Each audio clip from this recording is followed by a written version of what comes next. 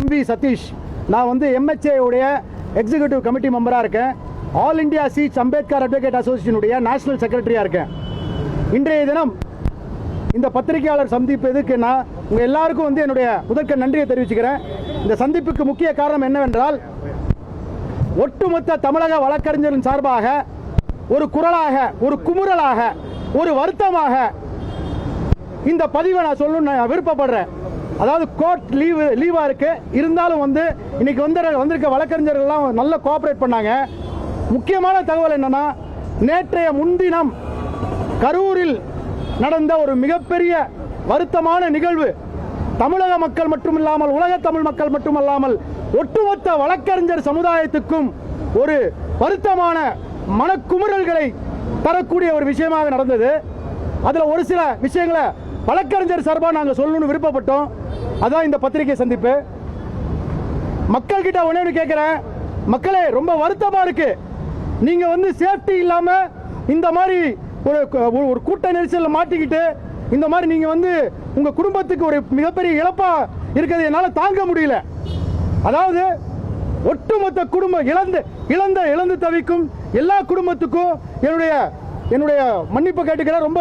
ரொம்ப வருத்தமா இருக்கு. இந்த நிகழ்வை நினைக்கும் போது ரொம்ப வருத்தமா இருக்கு.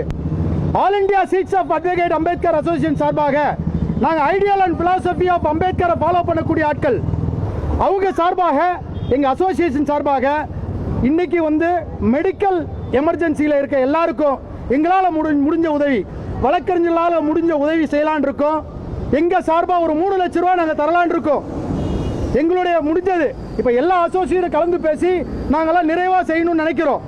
அதாவது கவர்மெண்ட்டுடைய நெக்லன்சி, அதாவது கவர்மெண்ட்டுடைய ஒரு சரியான ஒரு பாதுகாப்பு இல்லாத ஒரு காவல்துறையை வச்சுக்கிட்டு, தோல்வி அடைந்த உளவுத்துறையை வச்சுக்கிட்டு இன்னைக்கு ஒட்டுமொத்த அதாவது ஒரு தலைவன் வரான் அப்படின்னா தலைவன் 10,000 பேர் தான் கூட்டு வரலாம் கிடையாது. 10,000 பேர் சொல்லுவோம், 10 லட்சம் பேர் வருவான். 10 லட்சம் பேர் வந்தாலும் காவல் தர வேண்டியது, அந்த பாதுகாப்பு தர வேண்டியது கவர்மெண்ட்டுடைய கடமை. அந்த கடமையை நீங்க தவறிட்டீங்க. உளவுத்துறை டோட்டல் ஃபெயிலியர். எங்க எஸ்பி, எங்க டிஐஜி, எஸ்பி டிஐஜி யாரா இருந்தீங்களாங்க? இன்னைக்கு அதிமுக திமுகவோட விஜய் பார்ட்டிக்கு அதிகமாக கூட்டம் வருதுன்னு தெரியல. அப்ப கவர்மெண்ட் ஏன் இந்த ஸ்டண்ட்? யார் உள்ள வந்தது? 1000 பேர் எக்ஸ்ட்ரா வந்து தள்ளுமுள்ளு பண்ணி கத்தி எடுத்து வெட்டி செருப்பு எடுத்து அடிச்சு, செருப்பை நீங்க ரவுண்ட் பண்ணி விஷுவல் பண்றீங்கல்ல, செருப்பு வந்து விழுதுன்ட்டு. அப்ப அவனை அடிச்சவனை, செருப்பு அடிச்சவனை உங்களால ஏன் விஷுவல் பண்ண முடியல? ஏன் அவனை தூக்கல? இது வரைக்கும் இன்வெஸ்டிகேஷன் வளையத்துக்குள்ள வரலாம? சொல்லுங்க. சொல்ல முடியாது. ஏன்னா அது நம்ம தானே செஞ்சோம். அப்புறம் எப்படி சொல்ல முடியும்? காழ்ப்புணர்ச்சி, அரசியல் காழ்ப்புணர்ச்சி. உன் அரசியல் காழ்ப்புணர்ச்சி ஸ்டேஜில் பேசு. இதே 1977 புரட்சி தலைவர் எம்ஜிஆர் அவர்கள் வரும்பொழுது லட்டி சார்ஜ் பண்ணீங்க. நீங்க லட்டி சார்ஜ் பண்ணீங்க. அதே தான் இன்னைக்கு விஜய்க்கு நடக்குது. ஏன் நீங்க உங்க பாலிடிக்ஸ் பண்ணுங்க, போய் பனையூர்ல போய் சண்டை போடுங்க, ஸ்டேஜ் போட்டு சண்டை போடுங்க. மக்கள்கிட்ட எங்க காட்டுறீங்க? தமிழக மக்கள்கிட்ட எங்க காட்டுறீங்க? வழக்கறிஞர் எங்களுடைய ஆதகமே நீங்க மக்கள்கிட்ட காட்டுறதுதான். மக்களை ஏங்க கொலை ஆக்குறீங்க? இதுல ஒரு மண்ணாங்கட்டி கேம்பெயினிங் வேற. அந்த செந்தில் பாலாஜின்ற ஒரு முன்னாள் மந்திரி, அதாவது பாட்டில் ஒரு பேரை போட்டு ஹாஸ்பிட்டல் ஸ்டண்ட் காட்டுறாரு. என்னங்க இது? ஆம்புலன்ஸ் திமுக போட்டிருக்கீங்க. இதை விட கேவலமான விஷயம் என்னங்க இருக்கு? மக்கள்ல பைத்தியக்காரனாங்க, தமிழக மக்கள்ல பைத்தியக்காரனா? என்ன நினைக்கிறீங்க? 10,000 பேர் வரான்னு சொன்னா 27,000 பேர் வந்துட்டான்னு சொல்றீங்க. எங்கெங்க பேரிகார்ட்ஸ்?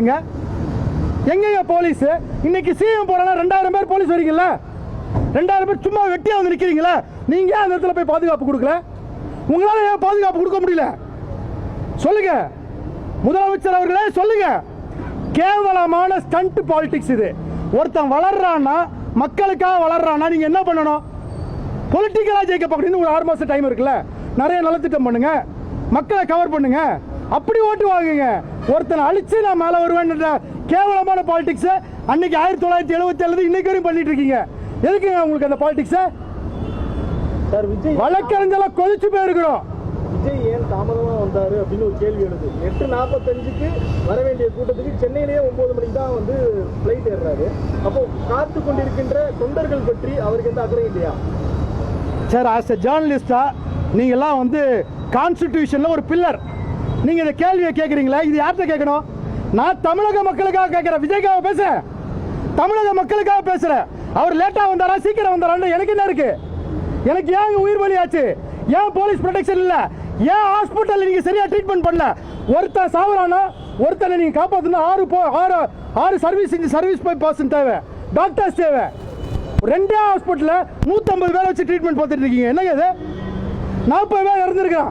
எத்தனை பேர் இருக்காங்க? எவ்வளவு ஹாஸ்பிட்டல்ஸ் இருக்கு கரூர்ல? ஏன் போல? என்ன வந்து அங்க வந்து மந்திரிகள் அழுது நடிக்கிறீங்க?